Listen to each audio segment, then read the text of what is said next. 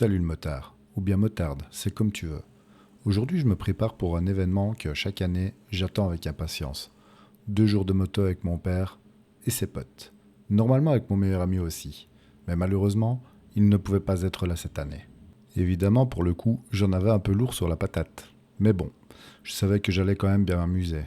Et puis, ça aurait été bête de me gâcher le week-end à cause d'une absence, non? Bon allez, après tous les petits préparatifs du matin et après avoir avalé mon café, j'enfourche ma bécane. Une Harley Davidson Panamérica 1250. Direction la banque. On va essayer d'aller retirer un petit peu des sous. C'est pas toujours facile en Belgique. Il y a presque plus de banque. Et des fois t'arrives devant, la porte est fermée. Je vais te passer cette partie du trajet parce que c'est exactement ce qui m'est arrivé. Je suis arrivé devant, porte fermée, impossible de retirer des sous. Et j'ai plus de banque tout près de chez moi. Du coup, je me suis dit tant pis, il y a toujours moyen de se débrouiller. On va faire le plein, et puis direction le musée du tram pour rejoindre mon père et ses potes.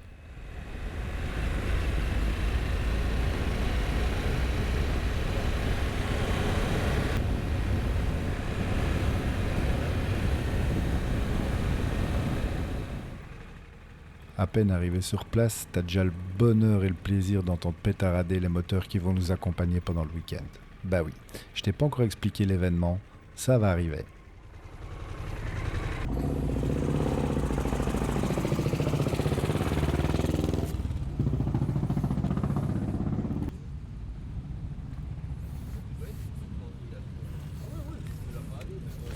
Ça va? En attendant que je t'explique ça, voilà déjà l'équipe avec laquelle je vais rouler. Ouais, bon, je sais. Ils sont plus tout jeunes, mais c'est quand même des super compagnons de route. Tu prends beaucoup de plaisir à rouler avec eux. Bon, mis à part quand ils se chamaillent comme des vieux couples, évidemment.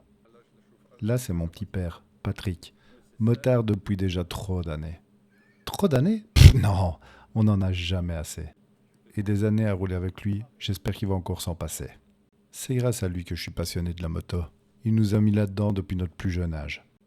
C'est grâce à lui aussi qu'on profite de ce week-end de Liège-Nancy-Liège. Et là, c'est Pat.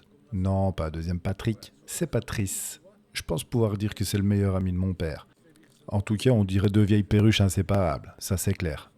Quoi qu'il en soit, Pat est un petit pépère extraordinaire avec qui je passe chaque fois de mon moment. On rigole bien ensemble. Là, c'est Alain, ou bien Nounours. Ça lui va bien. Toujours le premier à se taper une bonne barre, ou une bonne bourre. Tout esprit mal tourné, bien gardé, on parle moto bien sûr. Vraiment un chouette gars, j'adore rouler avec lui, j'adore passer du moment avec lui. Là, c'est Berry. À 73 ans, il est jamais le dernier pour faire le pitre. Et honnêtement, à son âge, j'aimerais bien être comme lui et j'aimerais bien pouvoir continuer à rouler comme lui. Franchement, je trouve que c'est assez extraordinaire. Un chouette gars, vraiment. Présentation faite, je vais enfin t'expliquer ce qu'on fout là. Tu m'as entendu parler de Liège-Nancy-Liège pendant la présentation de papa. Eh bien en fait, voilà. C'est pour ça qu'on est là. Mais Liège-Nancy-Liège, c'est quoi? En réalité, c'est ça.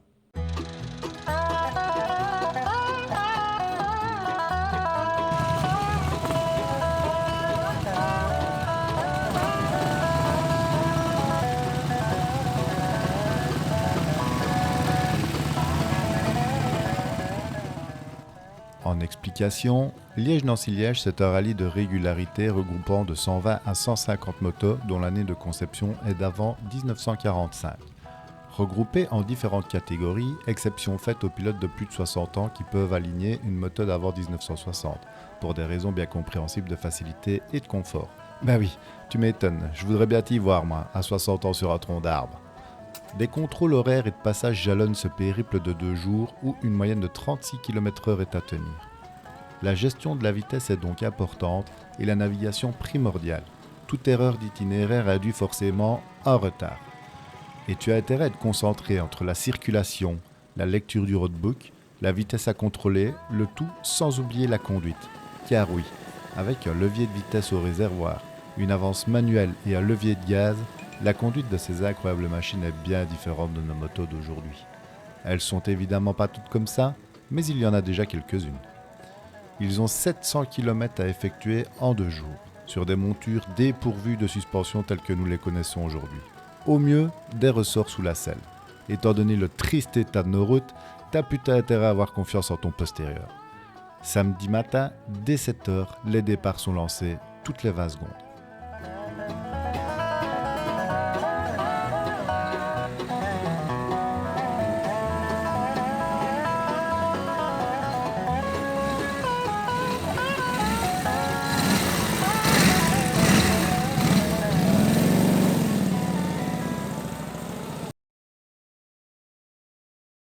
Bon, j'ai beau me taper la tête des 3 fois 20, t'as quand même dû remarquer que t'as pas vu défiler 150 motos devant toi au départ. Ben ouais, c'est moi qui suis arrivé le dernier. Les petits bonhommes, ils étaient déjà là depuis un moment. Ils en ont vu plus défiler que moi. Je sais. C'est vraiment génial. Je regarde les vidéos quand ils sont dans les Alpes et tout ça. Ah ouais, c'est terrible. Hein. Je vais rajouter un truc, il faut que tu le saches. Nous, on ne fait pas partie de l'organisation. Mon père a le roadbook, on roule, on est accompagnant. Mais du coup, comme je t'ai expliqué, les mecs sur leur vieille bacon, ils doivent être hyper concentrés. Du coup, c'est pas trop leur tasse de thé quand on roule entre eux et qu'on fait que les dépasser, s'arrêter, puis les redépasser. Donc, pendant la journée, on les voit pas énormément, sauf des fois on roule derrière eux, on les dépasse, mais c'est plutôt rare, ou alors on les croise souvent au contrôle horaire. Là, c'est le moment où tu peux vraiment profiter de les voir. Bah, ils annoncent un peu de flotte la journée. Hein. Ici en Belgique. Ouais. Allez, c'est parti. On va aller s'humidifier le fessier sur les selles des motos à cause de la petite pluie qui est tombée pendant qu'on était à l'intérieur. Mais honnêtement, même pas peur. La journée ne fait que commencer. On n'annonce pas tant de pluie que ça va être le bonheur.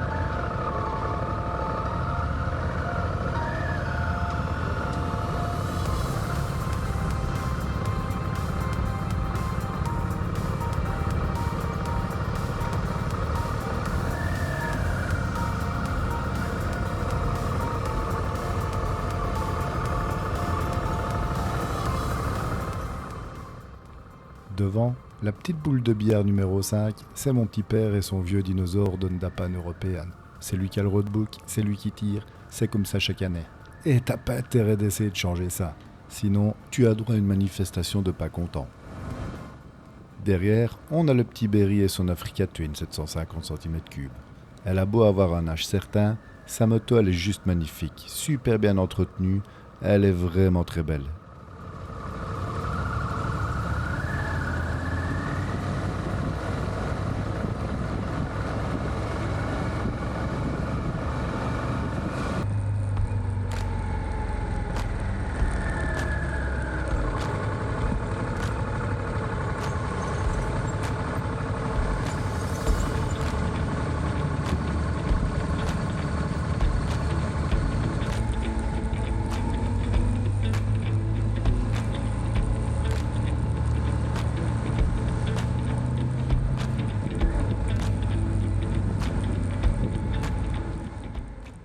Le bonhomme Michelin avec sa veste de bûcheron, sa banane et sa queue de Davy Croquette qui sort du casque, bah t'as compris, c'est moi. La banane, à mon avis ça vient de derrière. C'est Nounours, avec sa moto en sapin de Noël. À mon avis ça me rappelle des souvenirs et du coup ça me rend heureux. Tout derrière, pour fermer, c'est le petit Pat, avec sa Goldwing, ou son appartement avec cuisine équipée, c'est comme tu veux.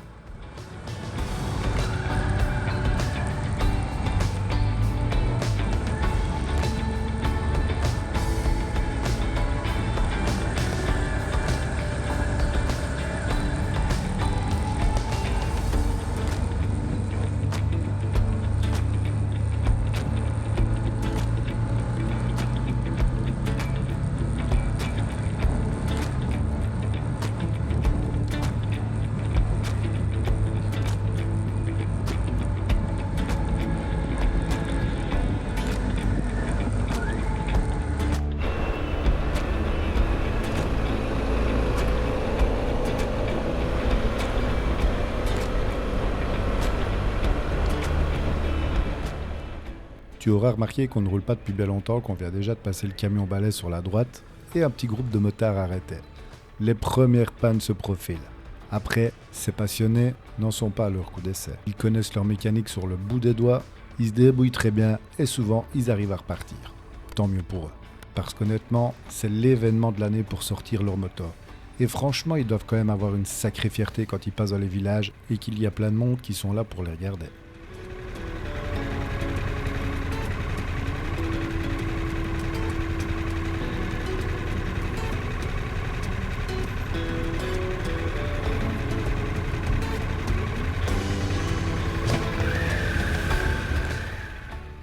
Regarde ces machines. Quand tu penses que ce sont les ancêtres de nos motos, que tout part de là, personnellement, ça m'impressionne toujours. Et pourtant, ça doit déjà faire la 5e année que je fais Liège-Nancy.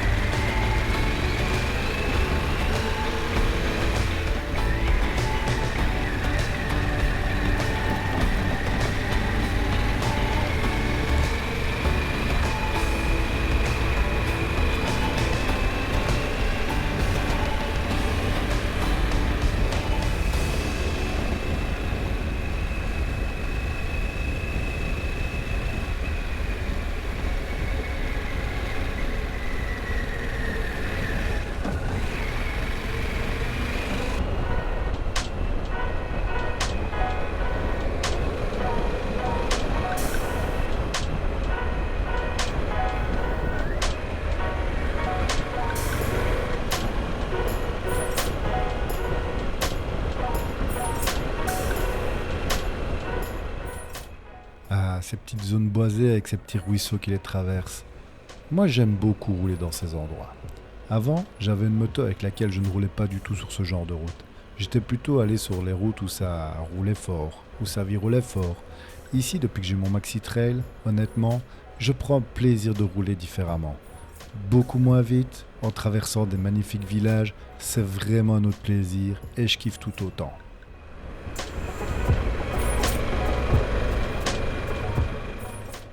Puis allez, faut être honnête avec les routes qu'on se tape en Belgique, c'est vraiment les motos les plus adaptées, y a rien à faire. Ton postérieur il te dit merci et t'es quand même vachement moins fatigué quand t'arrives à destination. Regarde les trous qu'on a partout. Et ça, c'est vraiment, mais vraiment sur énormément de routes chez nous.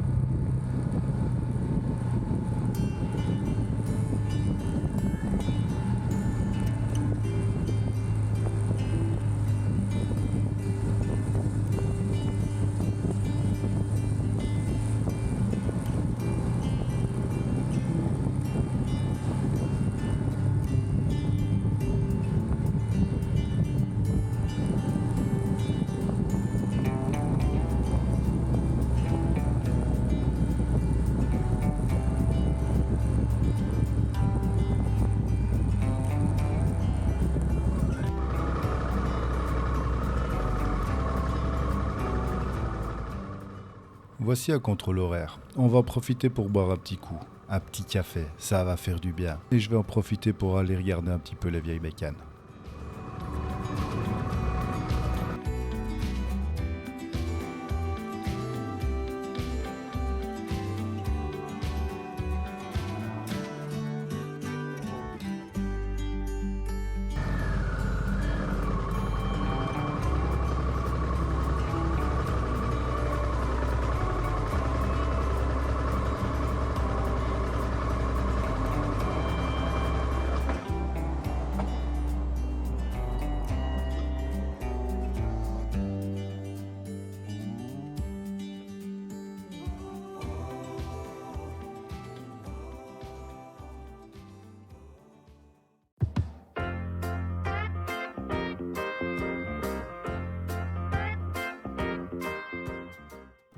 Selon les infos que j'ai réussi à pêcher sur internet, la moto que tu as en face de toi est une Indian Scout 741B de 1941. 500 cm3, bicylindre, 15 chevaux à 4800 tours minute. Transmission à 3 vitesses. Elle aurait été conçue en 1939.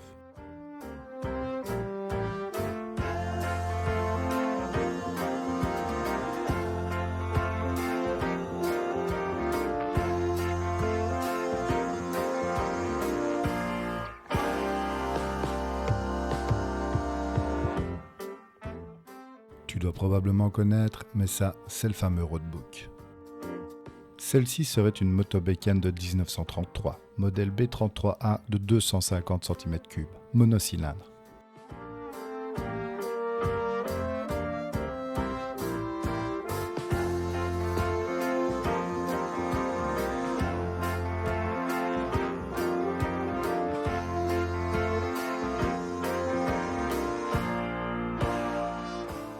Quand tu penses que ces machines ont entre 80 et 90 ans et que la mécanique tourne toujours, c'est juste impressionnant. Moi j'aime vraiment beaucoup. Je passerai quand même un certain temps à les regarder. Si toi aussi tu es passionné de moto, ça ne peut pas te laisser indifférent. Celle-ci me paraît être une Indian Chief de 1941, bicylindre, 1210 cm3. Si je ne dis pas de bêtises, les connaisseurs pourront probablement me reprendre.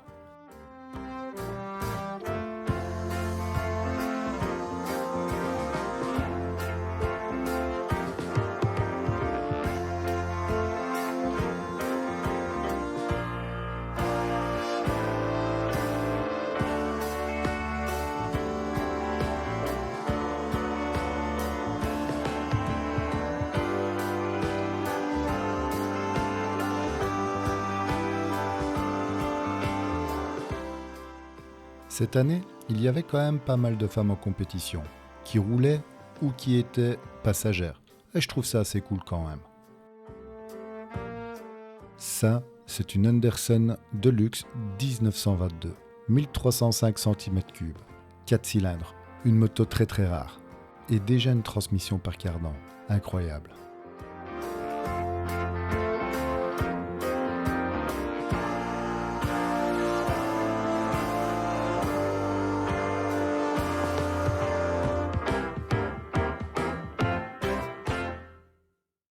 Il y aura quand même un truc qui m'aura vachement bien saoulé. Je sais pas si t'as remarqué, mais tout à l'heure quand je filmais avec la GoPro, le son était vachement plus correct que maintenant. En fait, j'ai l'adaptateur GoPro et un micro qui est branché dessus qui est dans mon casque. En général, le son est plutôt propre, mais là, c'est la catastrophe. En fait, la durée de vie des batteries de la GoPro Hero 8 sont vraiment catastrophiques quand tu filmes. Du coup, en général, ce que je fais, je branche la moto ou un powerbank à l'adaptateur pendant que je filme et l'adaptateur est branché à la caméra en elle-même. Du coup, ça fonctionne plutôt bien et j'arrive à sortir un son propre avec mon micro. Mais là, je sais pas ce qui se passait, mon adaptateur a pas arrêté de déconner, impossible de faire charger la caméra et d'avoir le son du micro pendant que ça chargeait. Bien souvent, je lançais l'enregistrement, la caméra se coupait toute seule. Bref, ça m'a bien saoulé, j'ai perdu pas mal de vidéos. Mais bon, c'est comme ça, au final, j'ai quand même des images et ça reste le plus important. Bon, ça reste quand même dommage d'avoir autant de problèmes quand tu vois le prix que ça coûte. Je pense qu'on est d'accord là-dessus. Sur ce, je réactive le mode banane et vive les mariés. Probablement bientôt divorcés. Bon allez, je déconne. On va pas faire la mauvaise langue.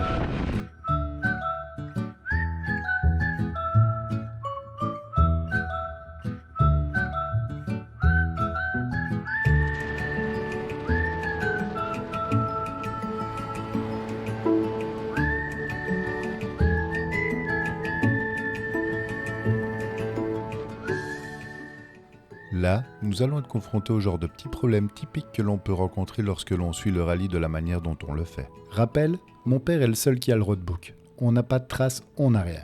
En bref, on suit mon père, point barre. Ici, Berry est resté hypnotisé par les bécanes qui lui rappellent sa douce enfance. Qui peut lui jeter la pierre? Moi, à 38 ans, quand je suis derrière, c'est pareil. Mais là, je sais pas si t'as remarqué, la boule de billard numéro 5, elle s'est faite la malle. Nous, dans ce cas-là, on est obligé de rester derrière les ancêtres. Sinon, on est paumé. Mais en même temps, on sait que mon père va mettre un certain temps à se rendre compte qu'on n'est plus là. Alors imagine, si on continue à suivre, que les ancêtres ils se perdent, et que mon père il aurait peut-être pas pris le bon chemin non plus. Et nous on suit. Eh ben je te raconte pas, après pour se retrouver, c'est quelque chose. Heureusement pour nous, on ne vit plus à l'époque de ces bécanes. On a des téléphones portables et dans ces cas-là, leur utilisation prend tout son sens.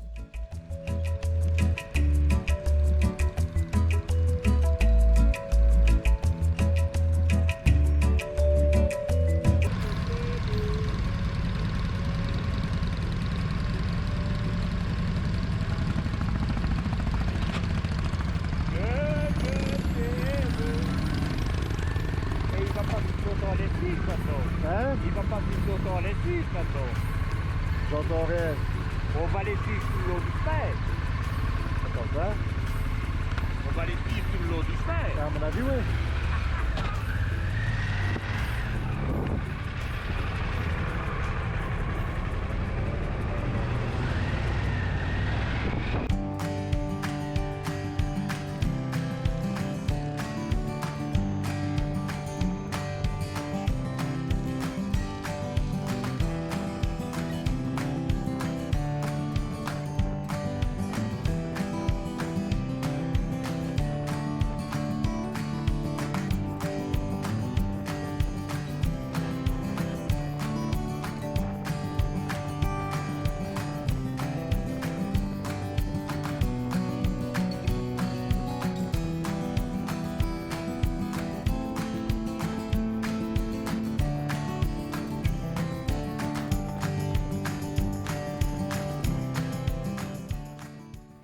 Bah tiens, qui voilà Patrick, on l'a retrouvé.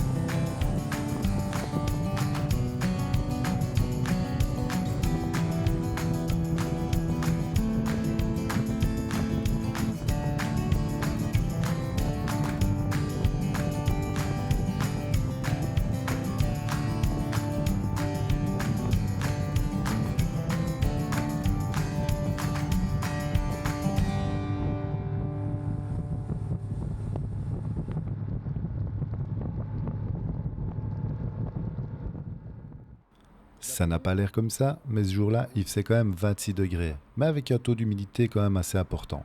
Il faisait vraiment lourd, avec l'équipement de moto, c'était quand même dur à tenir. Sous les vestes, on était quand même en mode Miss T-shirt mouillé. Bon, j'avoue, ça n'aurait pas été beau à voir. On va laisser cette image-là de côté.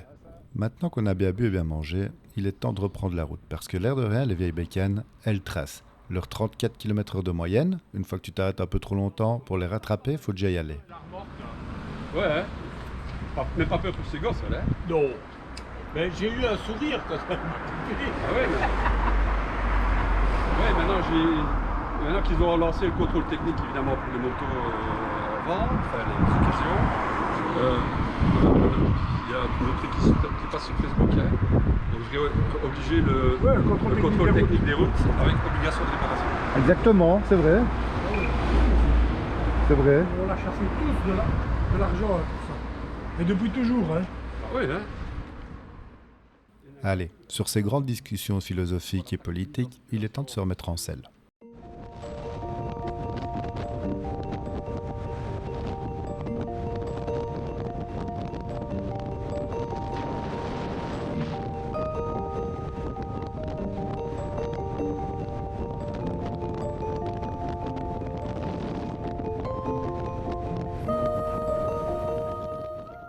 Je sais pas si tu as entendu pendant qu'on s'apprêtait pour redémarrer après la pause du temps de midi, on discutait en cours des routes. C'est un grand sujet de conversation entre motards ou même bien souvent entre automobilistes. Les routes en Belgique sont catastrophiques.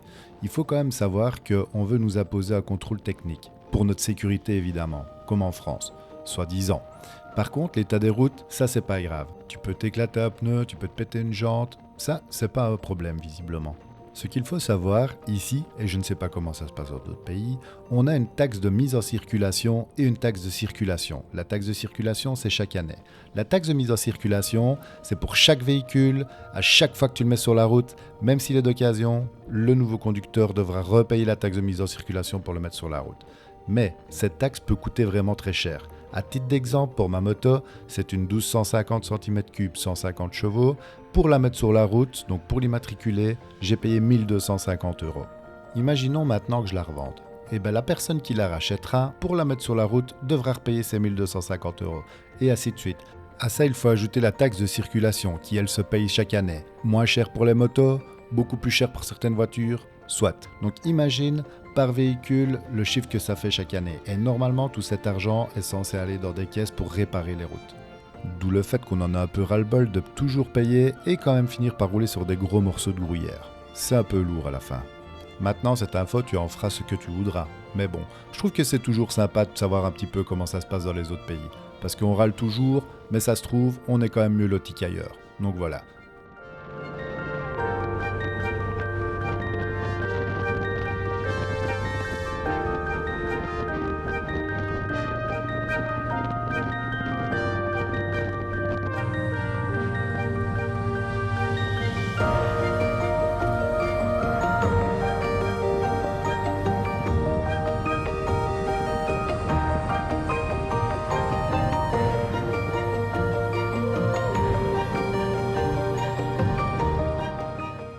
Quand je te parlais du temps assez lourd tout à l'heure, en voici un bel exemple. On essaye de s'aérer comme on peut, de faire rentrer l'air pas forcément frais partout où on peut. Et comme on reste de grands enfants, t'as toujours un collègue qui va venir à côté de toi pour te faire un petit geste.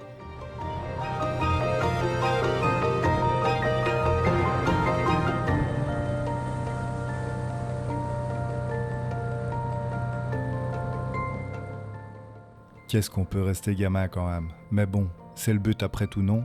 Mourir jeune le plus tard possible.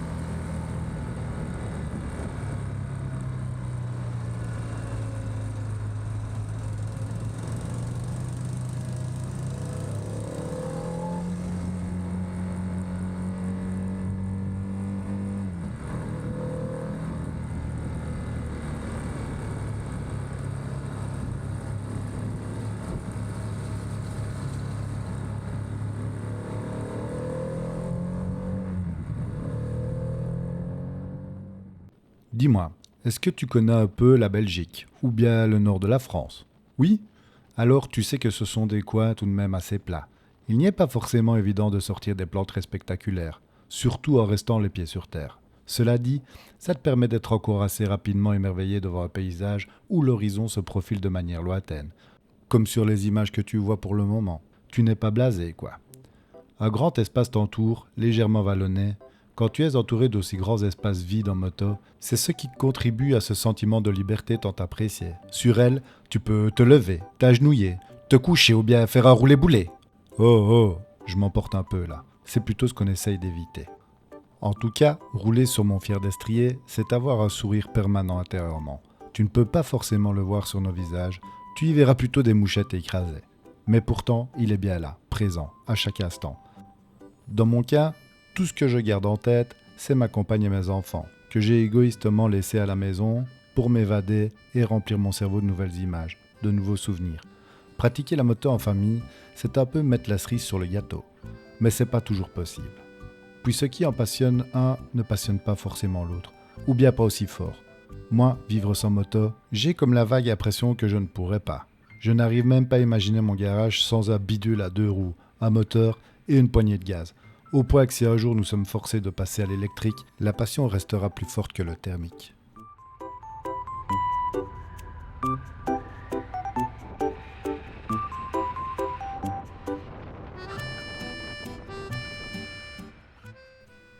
Tiens, en parlant de la France, je n'aimerais pas spécialement y habiter. En tout cas, pas dans le genre de village dans lesquels on passe. Mais faut avouer que quand tu les traverses, ça a son petit charme.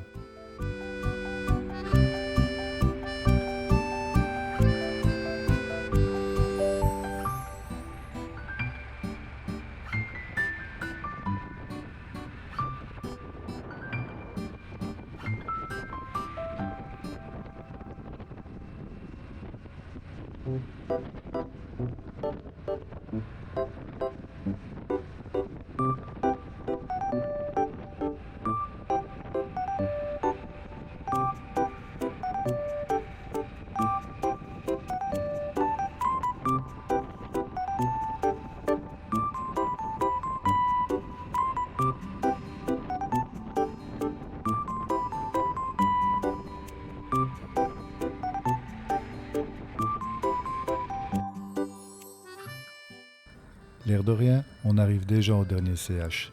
Là, t'as déjà un sentiment de journée passée trop vite qui t'envahit.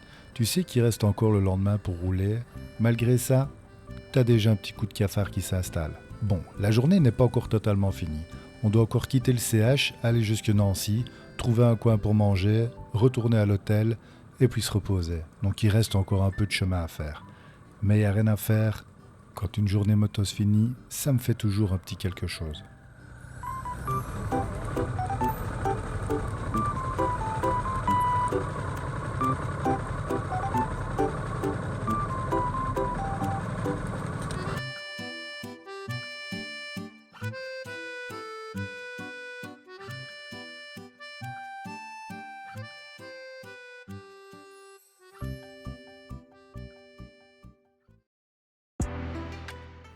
Regarde cette superbe Saroléa. 1934 est dans un état impeccable. C'est quand même super à voir.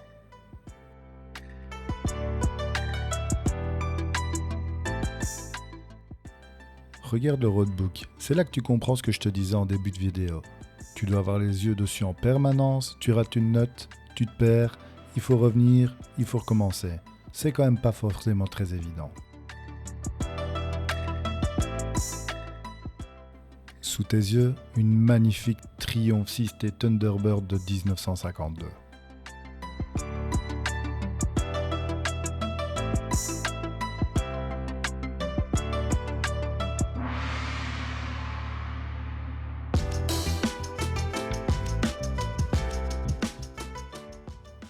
Ici, je pense qu'on a une Harley Davidson de 1945, une 45 UL 1200 cm3 de cylindre. J'en suis pas totalement certain. J'avoue que je me suis jamais vraiment intéressé à Harley Davidson, sauf depuis que ma famille travaille. J'avoue que je les regarde autrement. Et je commence même à en apprécier certains modèles.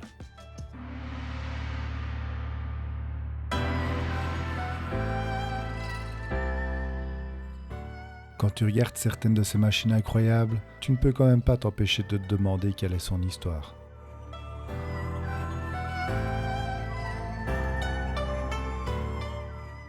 À côté de ça, tu te demandes aussi comment certains font pour changer la feuille de leur roadbook. Pour lui, ça doit être loin d'être évident. De nouveau sans certitude, ici je pense que c'est une BMW R27 de 1960. Déjà plus récente, avec une production beaucoup plus importante.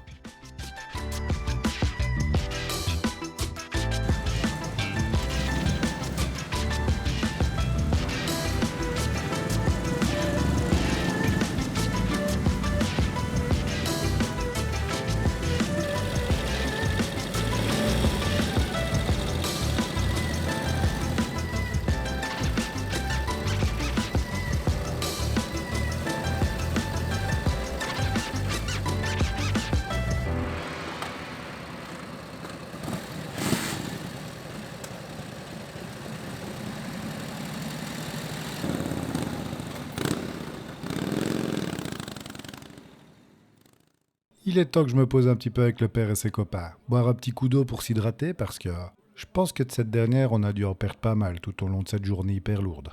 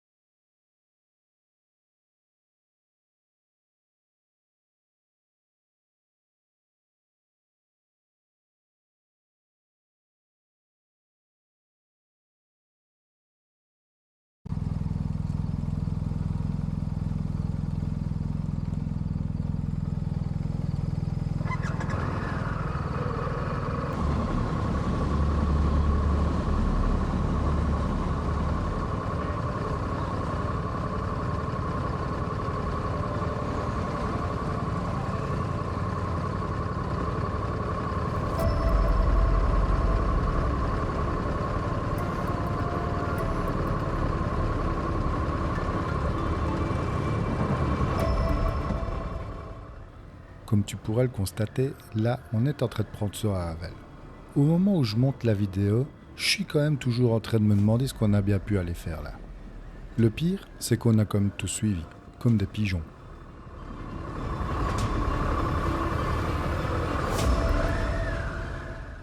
Ravel oblige, c'est pas forcément très large. Et là, tu te dis qu'on va devoir tous faire demi-tour. Ça va pas être forcément très facile. Surtout pour papa, avec sa panne européenne de 350 kg. Le pire, c'est le pauvre Pat, derrière, avec l'appartement et la cuisine équipés. Ça va vraiment pas être du gâteau.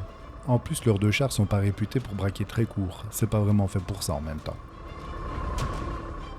Là, je dois te dire que j'ai quand même eu un petit moment de sueur. À droite, t'as un trou. En bas de celui-ci, c'est de l'eau. Et là, je vois mon père qui s'approche de plus en plus du trou, qui donne un coup de frein, mais je me suis quand même demandé s'il allait s'arrêter.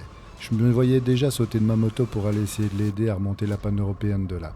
J'avoue que j'ai quand même eu un petit moment de stress. Pour couronner le tout, le père, pour mettre ses instruments de navigation sur la moto, il s'est fait une emmanchure à la MacGyver, avec une planche, sur la sacoche de réservoir. Ce qui fait que quand il doit braquer à fond à gauche, tu te tapes une sacrée chorale. Je te laisse écouter ça.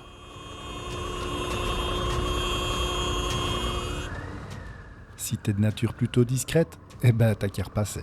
Parce que là, faut quand même bien avouer que c'est raté. Toutes ces péripéties passées, on a dû attendre le pauvre Pat. Lui, il a carrément dû danser le rock'n'roll avec son building pour le faire sortir de là. Sur ces quelques derniers paysages, assez beaux à mes yeux pour les regarder, on se dirige vers le resto. C'est pas tout ça, mais je pense que tout le monde commence à avoir bien faim. Au point que j'aurais déjà bien attaqué les deux poneys qui étaient dans le pré. Mais non, quand même pas. J'aime bien trop les chevaux pour ça.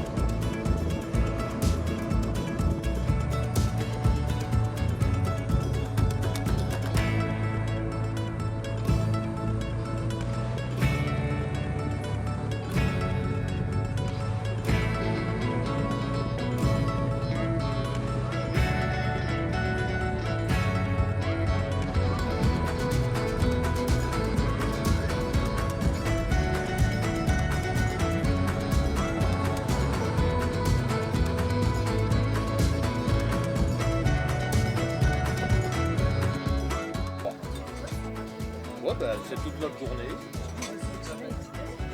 Quelle heure qui passe?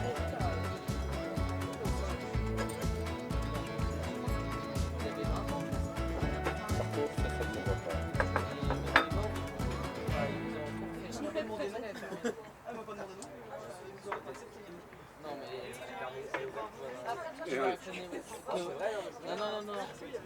Derrière aussi, là, que tu lèves.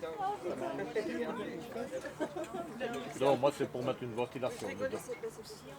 Bah, moi, c'est plus ça aussi, c'est plus pour ventiler le. Quand tu le mets debout, ça fait du bien.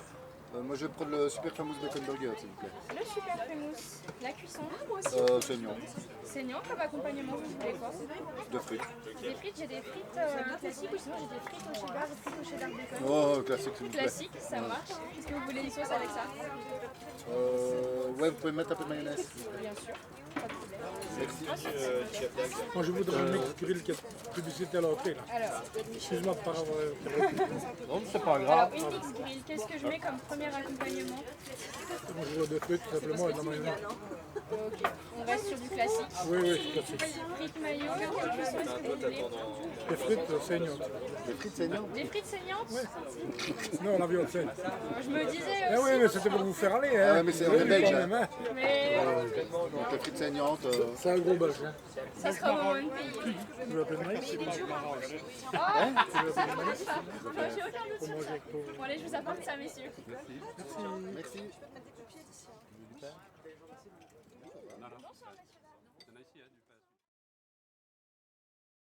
Manger étant chose faite, et sans oublier la petite bière après l'effort pour le réconfort, évidemment, il est temps d'entamer les derniers 15 km pour aller à l'hôtel. Ceci annonçant définitivement la fin de notre première journée. Même si je me réjouis de prendre une bonne douche et me poser, je ne peux pas m'empêcher de me dire que ça passe toujours beaucoup trop vite. Je profite donc à fond du dernier moment sur mon gros camion tant adoré. Le tout dans le tout, je me dis que j'ai quand même encore un peu à faire. Il faut décharger les cartes mémoire et ça prend toujours un peu de temps. Ceci étant dit, tu ne m'en voudras pas, mais une fois arrivé sur le parking, je vais couper la caméra, mettant un terme au récit d'aujourd'hui. Demain approche à grands pas et entre nous, je m'en réjouis déjà. Bonne nuit.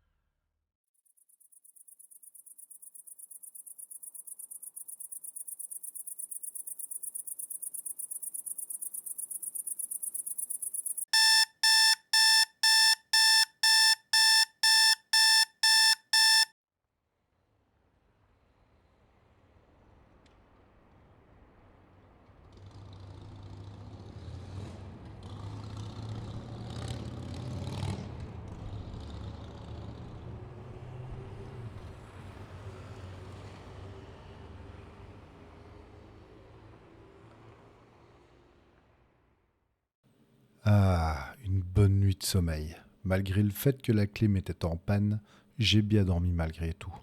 J'en avais besoin. Surtout que je n'étais dormir qu'à 2 heures samedi matin, le temps de tout préparer. Avec l'excitation, bah oui, tu sais bien, comme un enfant la veille de Saint-Nicolas. Ah, tu ne sais peut-être pas, ça n'existe peut-être pas chez toi. En tout cas, je n'avais quand même pas beaucoup d'heures de sommeil. Hier, je me suis endormi vers minuit. Il est 7 heures, donc c'est déjà plus correct. On range tout dans les valises de la bécane, puis on va se diriger vers le déjeuner. Ou bien le petit-déj, pour les 90. Oui, mes dents sont déjà brossées, évidemment. Allez, on prépare ça puis let's go. Les vieux sont déjà au taquet, comme quoi la passion peut faire surgir l'excitation à n'importe quel âge. Mais je te vois venir, on parle moto, encore une fois.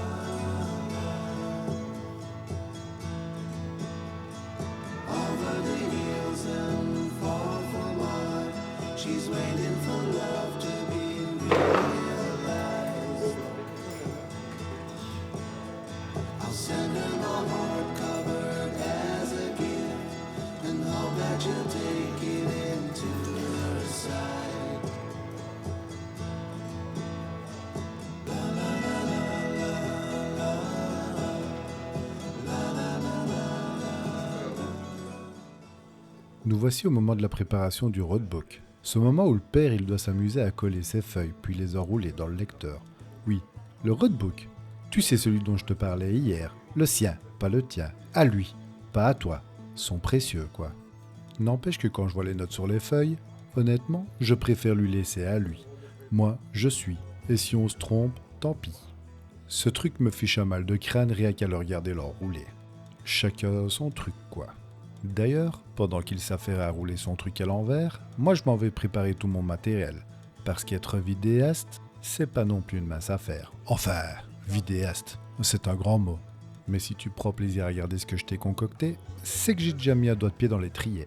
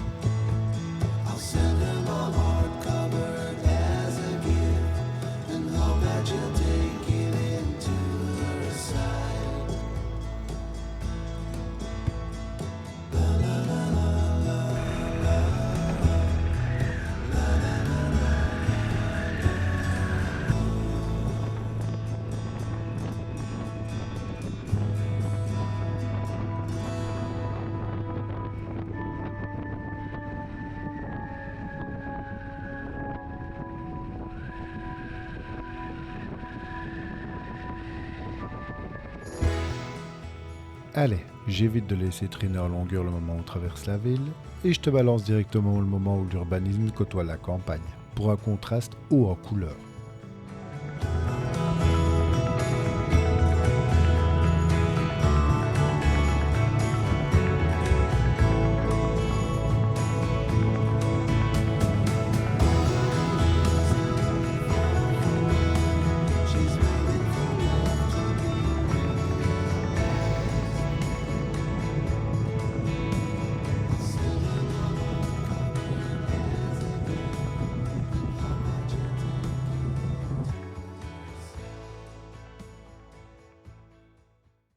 Comme on démarre plus tard que les fous du guidon, histoire de pas se laisser mettre 18 boulevards par les ancêtres, on va quand même essorer légèrement la poignée, histoire de rattraper le groupe et d'en profiter.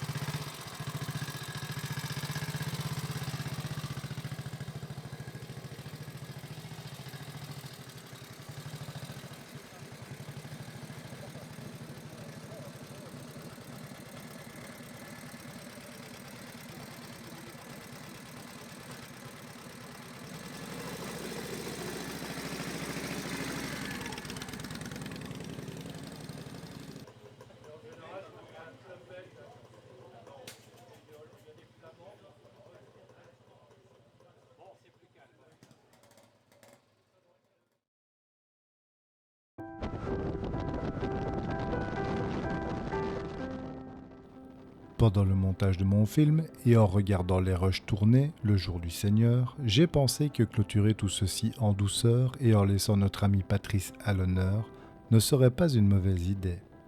Le fait est qu'habituellement, ma GoPro est sur une fixation au menton de mon casque, protégée derrière la bulle de ma moto, des assauts kamikazes, des moucherons et autres insectes sadomaso. Ici, ce n'était pas le cas. Elle était exposée, je n'avais pas facile de la voir dans mes rétros, histoire de voir si la lentille n'était pas trop souillée. Pas grave, je ferai mieux la prochaine fois. De toute façon, les souvenirs sont gravés, dans nos mémoires, ainsi que sur mes cartes SD. Je me suis donc rendu compte que beaucoup de sections filmées étaient inexploitables. Et puis j'ai aussi pensé que toutes les bonnes choses avaient une fin. Et comme le proverbe le dit, les plus courtes sont les meilleures, ça ne sert à rien que tu finisses devant ton écran les yeux fermés. Dans ma tête, les quelques jours avant l'événement, je voulais aller jusqu'au point d'arrivée, faire un truc en entier, j'avais déjà des idées. Dans la pratique, avec le peu d'expérience que j'ai, il arrive régulièrement de se louper. Il est donc temps pour moi de te libérer. Si déjà tu as regardé la totalité, c'est pour moi une fierté. Mon but était de te faire vivre avec nous ce moment si particulier, de t'embarquer et de te faire vibrer au rythme de ces vieux cylindres bien huilés. J'espère que tu as apprécié et, la main hors du guidon, le majeur et l'index formant un grand V, je te fais signe afin de te remercier d'avoir pris le temps de visionner. Ça te donnera peut-être l'idée de toi aussi, un jour, venir voir ce rallye rebondir sur des ressorts d'acier torsadés.